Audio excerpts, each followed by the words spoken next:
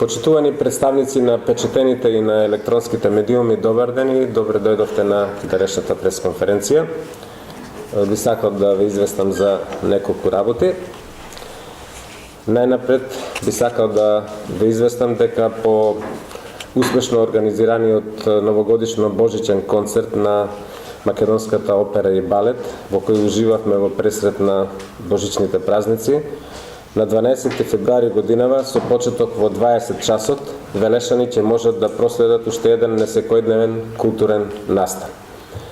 Станува збор за балетот Либер Танго на големиот Астор Пјацола, што ансамблот на Македонската опера и балет ќе го изведе на сцената на Велешкиот народен театар. Кореографијата е на Сабрина Боско од Италија, режисер е Наташа Поплавска, а сценографијата и костимографијата се на Александар Ношпал. На настанот што општина Велес го организира во соработка со Македонската опера и балет и Народниот театар Јордан Хаджи Константинов Джинот, ќе настапат 40 балетски уметници, меѓу кои првенците на балетот Александра Мјалкова и Васил Чичијашвили од Грузија.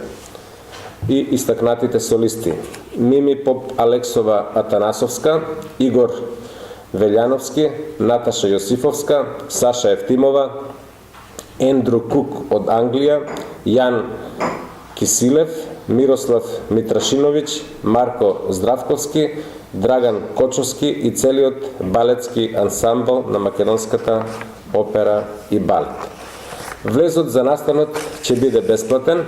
Поради ограничениот број на седишта, би сакал да ги известам граѓаните дека места ќе има за 350 гледачи по принципот прв дојден, прв услужен, со исклучок на местата кои ќе бидат резервирани за специјалните гости.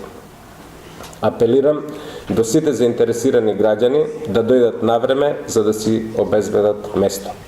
Инаку балетот Либер Танго на Пјацола има огромно значење во светската култура како вовед во новиот правец на тангото, познат како танго нуево или на македонски ново танго.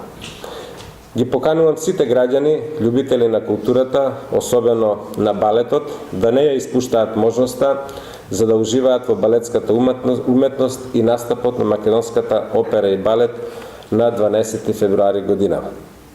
Исто така би сакал да ве известам дека во наредниот период нашата соработка со националните установи од областта на културата ќе продолжи. Веднаш после ова ќе влеземе во разговори со раководството на Македонската филхармонија за да обезбедиме и нивно гостување во Велес, а после тоа и на ансамблот на народни песни и ора танец, затоа што сметам дека овие национални институции е добро своите достигнувања да ги презентираат не само на публиката во Скопје, туку и во сите други градови каде што има услови и интерес за тоа.